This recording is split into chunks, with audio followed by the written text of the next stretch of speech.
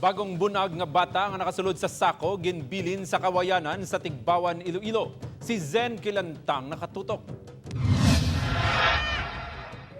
Dali-dali nga gintinluan kagin pabayuan ang bagong bunag nga baby girl matapos nga makitaan nga ginbilin ini sa barangay Napnapan Norte, Tigbawan, Iloilo. Nasapuan nga nakasulod ang lapsag sa sako kagin pabayan. Suno kay Beth, naglawig siya sang baka pasado la 6 kaina sang aga. Sang papuli na ini nakabati siya sang hibi sang bata. Gin palapitan ko kay ginimutadan ko gid.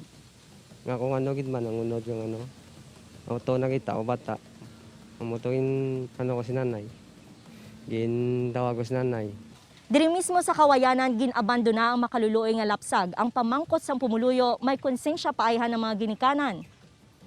Naluoy ako Ako, nang ang bata makaruluoy kay ginhaboy kang isa ka nanay.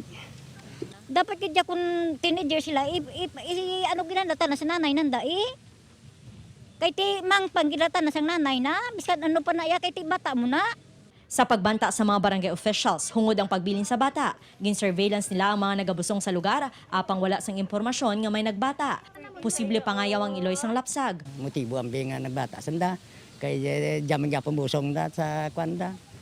Ti basikon pangayaw bala ma'am. Kagin sala lang digya. Kagam ako suspikan basik kilala man nga jagin sala sa kwan sa tupad bomba ko. Ginapanawagan naman ang iloy sang bata nga makigangot sa MSWDO. Yara naman sa estable nga kondisyon ng bata, kag temporaryo anay nga gintugyan sang social worker ang lapsag sa pamilya sang nakakita.